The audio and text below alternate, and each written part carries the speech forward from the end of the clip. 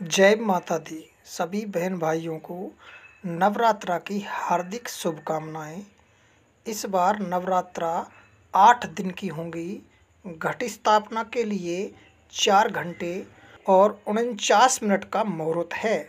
जानिए क्या सावधानी रखें और कैसे कैसे पूजन विधि का आयोजन करें।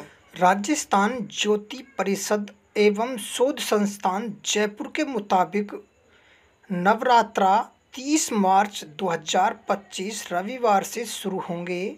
नवरात्रा अनुष्ठान में सबसे पहले गणेश पूजन और फिर सुबह घट स्थापना करना शुभ माना गया है और इस दिन सूर्योदय सुबह 6:26 पर होगा।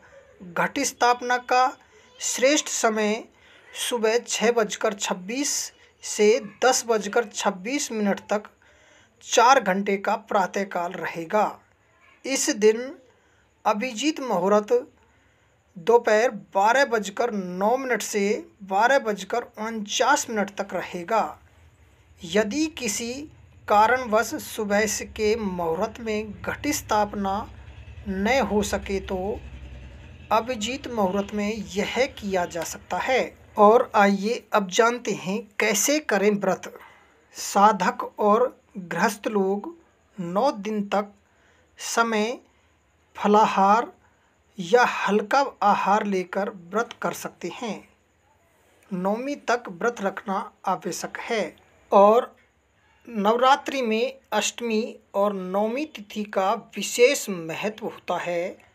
अष्टमी को नवकन्याओं का पूजन किया जाता है। उन्हें भोजन कराकर उपहार दिया जाता है।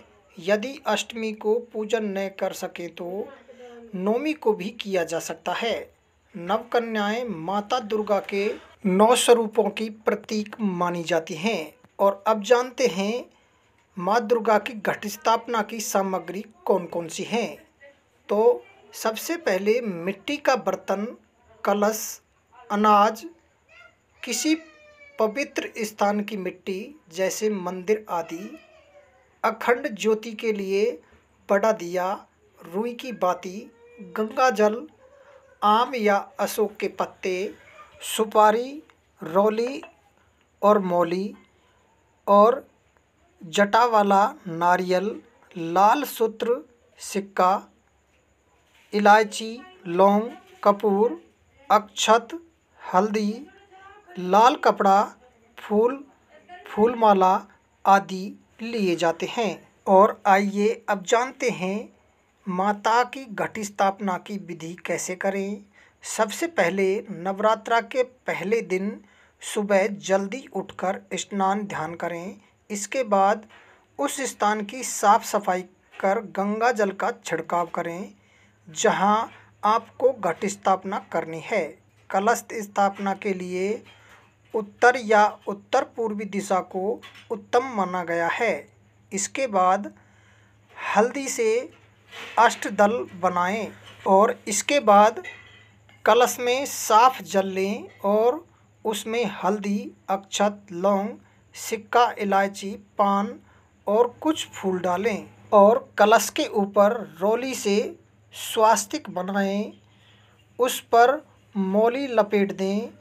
कलश के ऊपर 5 आम के पत्ते या फिर अशोक के पत्ते रखें और उसके ऊपर नारियल रख दें।